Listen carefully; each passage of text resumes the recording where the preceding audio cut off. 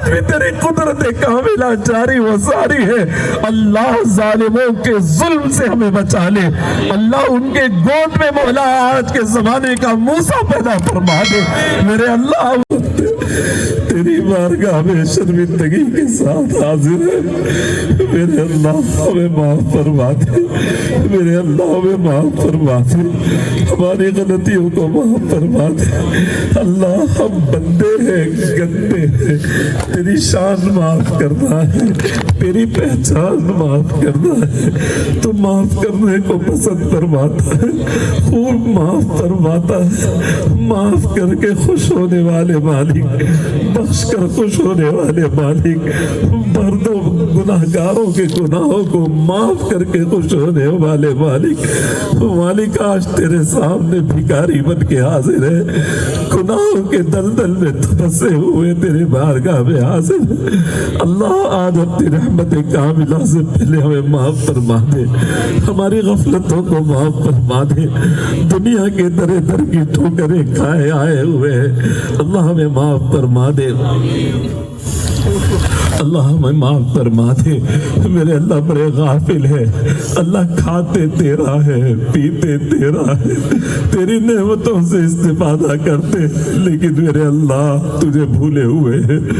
تیری غفلتوں کی سزائیں کھا رہے ہیں، اولاد درے در کی ٹھوکریں کھا رہے ہوئے۔ اللہ ایک تیرے سامنے جھکنا اور تیرے سے مانگنا نہیں آتا، درے در پھر دے میرے اللہ۔ مولا ہماری غفلتوں کو معاف فرما دے، اللہ ہماری غفلتوں کو معاف فرما دے۔ اللہ قرآن میں آپ نے فرمایا ہے زمین و آسمان، زمین کا پورا نظام اور سمندر کا نظام انسان تیرے گناہوں سے بگڑتا ہے۔ اللہ ہم مانتے ہیں، اللہ ہندوستان کی سرزمین بڑی پیاری سرزمین تھی، مولا تیرے حبیب کو اس سرزمین سے ٹھنڈی ہوائیں آیا کرتی تھی۔ اللہ تیرے حبیب کی امت کے بڑے بڑے اولیاء اللہ ہندوستان کا رخ کیا کرتے تھے۔ اللہ ہمارے بڑوں نے بڑی اچھی سرزمین دی تھی، اللہ گناہوں کے دلدل میں ہم پھنس کر میرے اللہ اس نظام کو ہم نے اپنے گناہوں سے بدل دیا، پرامن سرزمین کو مولا فساد والی سرزمین بنا دیا۔ میرے اللہ ہمیں معاف فرما دے، ہماری غفلتوں کو معاف فرما دے، ہماری لاپرواہیوں کو معاف فرما دے، اللہ تیرے در سے دوری کو معاف فرما دے، تیرے نعمتوں کی ناقدری کو معاف فرما دے، اللہ راتوں کے گناہوں کو معاف فرما دے، دن کے اجالوں کے گناہوں کو معاف فرما دے، تنہائیوں کے گناہوں کو معاف فرما دے، سب میں بیٹھ کر کرنے والے گناہوں کو معاف فرما دے، بچپنے کے گناہوں کو معاف فرما دے، جوانی کے گناہوں کو معاف فرما دے، بڑھاپے کے گناہوں کو معاف فرما دے، اللہ بازار میں ہونے والے گناہوں کو بھی معاف فرما دے، گھروں میں ہونے والے گناہوں کو بھی معاف فرما دے، مسجدوں میں ہونے والی غلطیوں کو بھی معاف فرما دے، اللہ ہمارے بچوں کو بھی معاف فرما دے، جوانوں کو بھی معاف فرما دے، بوڑھوں کو بھی معاف فرما دے، عورتوں کو بھی معاف فرما دے، اللہ علماء کو بھی معاف فرما دے، حفاظ کو بھی معاف فرما دے، دینی خدمت گزاروں کو بھی معاف فرما دے، امت کے سرمایہ داروں کو بھی معاف فرما دے، طاقتور کو بھی معاف فرما دے، کمزور کو بھی معاف فرما دے، اللہ پوری امت کو معاف فرما دے، اللہ پوری امت کے گناہوں کا نتیجہ ہے، اللہ تو کسی پہ ظلم نہیں کرتا، میرے اللہ ہمارے گناہوں کی وجہ سے ظالم ہم پہ آج مسلط ہے، اللہ ہم تجھے ایک راضی کرنے کی بجائے میرے اللہ تیرے در پھرتے رہے، میرے اللہ آج کوئی ہمارا نہیں ہے، کوئی ہمارا نہیں ہے، اللہ پورے ملک میں کوئی ہمارا نہیں ہے، ہم ڈھونڈتے ہیں، آس بھری نگاہ سے دیکھتے ہیں، ہر ایک کے آنکھوں میں محبت کے ڈورے دیکھنا چاہتے ہیں، کوئی تو ہماری طرفداری کی بات کر دے، کوئی تو ہمارے ساتھ نرمی کی بات کر دے، اللہ یہ ہماری امید دنیا والوں سے لگی ہوئی ہے، تجھ سے دوری کا نتیجہ ہے، میرے اللہ تیرے در کی ٹھوکریں کھا کر اب مجبور ہو کر تیری بارگاہ میں آئے ہیں، اللہ تیرا کلمہ پڑھنے والے، تیرے حبیب کو اپنا نبی ماننے والے، میرے اللہ اب تیرے در کے علاوہ کہیں اور جانے والے نہیں ہیں، اللہ اس در سے مایوس نہ لوٹانا، اللہ اس در سے مایوس نہ لوٹانا، اللہ خالی ہاتھ نہ لوٹانا، تیرے قدرت کے کاملہ میں کوئی کمی نہیں ہے۔ اللہ ہماری حالت پر رحم فرما مولا۔ گزشتہ چند سالوں سے مولا ہمارے بچوں کو مارا گیا، ہماری ہڈیاں توڑی گئی، ہمارے بچوں کو جلایا گیا، اللہ بہت کچھ کیا گیا میرے اللہ، گھر جلائے گئے اللہ، یہ مصیبتیں امت مسلمہ نے جھیلی ہے، برداشت کی ہے، قتل عام ہوا مولا، فسادات ہوئے اللہ، سب کچھ برداشت ہوا، لیکن اللہ اب نوبت میرے اللہ عبادت گاہوں پہ آ پڑی ہے اللہ، مسجدوں پہ آ پڑی ہے، مدرسوں پہ آ پڑی ہے میرے اللہ، ایسی ہمارے سے سزا نہ دینا میرے اللہ، ہم سے ہماری مسجدیں نہ چینی جائے، ہم سے ہمارے مدرسے نہ چینی جائے میرے اللہ، تو کرم فرما دے میرے اللہ، تو رحم فرما دے اے اللہ، تیرے حبیب صلی اللہ علیہ وسلم نے فرمایا اللہ یہ اوقاف کی زمین تیری امانت ہے میرے اللہ، امانت میں ہم سے جو کچھ بھی خیانتیں ہوئی ہے معاف فرما دے، اس کی حفاظت میں جو لاپرواہیاں ہوئی معاف فرما دے میرے اللہ، ہمارے بڑوں نے اپنی زندگیوں کو مختصر کر کر اپنے پیٹ کاٹ کر تیرے دین کی خدمت کی خاطر میرے اللہ اتنی مسجدیں، عیدگاہیں، مدرسے، یہ درگاہیں، یہ قبرستان دیا تھا میرے اللہ، آج دشمن کی نگاہیں اس پہ لال ہو رہی ہے میرے اللہ، تو حفاظت فرما لے میرے اللہ، تو حفاظت فرما لے میرے اللہ، تو حفاظت فرما لے میرے اللہ، تو ہر چیز پر قدرت رکھنے والا ہے اے میرے وہ مالک، فرعون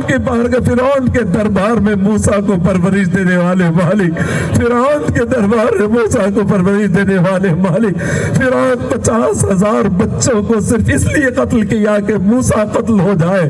لیکن میرے مالک تیری شان قدرت ہے کہ فرعون کے گود میں موسیٰ پل کر کے بڑے ہوئے، اس کی داڑھی سے کھیل کھیل کر بڑے ہوئے، اس کی گردن دبوچ دبوچ کے بڑے ہوئے میرے مالک، آج بھی تیری قدرت کاملہ جاری و ساری ہے اللہ، ظالموں کے ظلم سے ہمیں بچا لے اللہ، ان کے گود میں مولا آج کے زمانے کا موسیٰ پیدا فرما دے میرے اللہ۔ ربنا ظلمنا أنفسنا وإن لم تغفر لنا وترحمنا لنكونن من الخاسرين ربنا ظلمنا أنفسنا وإن لم تغفر لنا وترحمنا لنكونن من الخاسرين لا إله إلا أنت سبحانك إني كنت من الظالمين لا إله إلا أنت سبحانك إني كنت من الظالمين لا إله إلا أنت سبحانك إني كنت من الظالمين ربي أني مغلوب فانتصر ربي أني مغلوب فانتصر ربي أني مغلوب فانتصر ربي أني مسني الضر وأنت أرحم الراحمين ربي أني مسني الضر وأنت أرحم الراحمين ربي أني مسني الضر وأنت أرحم الراحمين ربي لا تذرني فردا وأنت خير الوارثين ربي لا تذرني فردا وأنت خير الوارثين ربي لا تذرني فردا وأنت خير الوارثين اللهم إنك عفو كريم اللهم إنك عفو كريم تحب العفو فاعف عنا اللهم إنك عفو كريم تحب العفو فاعف عنا اللهم إنا نسألك موجبات رحمتك وعزائم مغفرتك والعزيمة على الرشد والغنيمة من كل بر والسلامة من كل إثم والفوز بالجنة والنجاة من النار اللهم لا تدع لنا في ليلتنا هذه ذنبا إلا غفرته ولا هما إلا فرجته ولا عيبا إلا سترته ولا دينا إلا قضيته ولا مريضا إلا شفيته رحمته ولا ميتا إلا رحمته ولا حاجة من حوائج الدنيا والآخرة ولا حاجة من حوائج الدنيا والآخرة إلا قضيتها ويسرتها برحمتك وعفوك وكرمك يا أرحم الراحمين. اللهم يا قاضي الحاجات، اللهم يا قاضي الحاجات، اللهم يا قاضي الحاجات، اللهم يا دافع البليات، اللهم يا حل المشكلات، اللهم يا غياث المستغيثين، اللهم يا دليل المتحيرين، أغثنا يا الله يا الله يا الله. اللهم يا حي ويا قيوم، اللهم إنا نسألك مسألة المسكين، اللهم إنا نسألك مسألة المسكين ونبتهل إليك ابتهال الخاضع الضرير وندعوك دعاء من خضعت لك رقبته وندعوك دعاء من ذلت لك نفسه وندعوك دعاء من فاضت لك عيناه وندعوك دعاء من فاضت لك عيناه وندعوك دعاء من فاضت لك عيناه. اللهم إنا نعوذ بك من زوال نعمتك، اللهم إنا نعوذ بك من زوال نعمتك وتحول عافيتك وفداءة نقمتك وجميع سخطك يا ذا الجلال والإكرام، يا ذا الجلال والإكرام. اللهم إنا نعوذ بك من جهد البلاء، اللهم إنا نعوذ بك من جهد البلاء ودرك الشقاء وسوء القضاء وشماتة الأعداء وشماتة الأعداء. اللهم إنا نعوذ بك من جهد البلاء ودرك الشقاء وسوء القضاء وشماتة الأعداء يا رب العالمين. اللهم إنا نسألك رضاك والجنة ونعوذ بك من سخطك والنار ونعوذ بك من سخطك والنار ونعوذ بك من سخطك والنار. اللهم إنا نسألك إيمانا لا يرتد، اللهم إنا نسألك إيمانا لا يرتد ونعيما لا ينفد وقرة أعين لا تنقطع ومرافقة حبيبك سيدنا محمد صلى الله عليه وسلم في أعلى جنة الخلد. اللهم انصر الإسلام والمسلمين، اللهم انصر الإسلام والمسلمين، اللهم أعز الإسلام والمسلمين، اللهم أيد الإسلام والمسلمين على دين الإسلام وانصرنا على القوم الكافرين وانصرنا على القوم الظالمين وانصرنا على القوم المفسدين يا أرحم الراحمين يا أرحم الراحمين. اللهم ارحم أمة حبيبك سيدنا محمد صلى الله عليه وسلم، اللهم احفظ أمة حبيبك سيدنا محمد صلى الله عليه وسلم، اللهم انصر أمة حبيبك سيدنا محمد صلى الله عليه وسلم. اللهم إنا نعوذ بك من اللهم إنا نعوذ برضاك من سخطك وبمعافاتك من عقوبتك وبك منك لا نحصي ثناء عليك، أنت كما أثنيت على نفسك، أنت كما أثنيت على نفسك.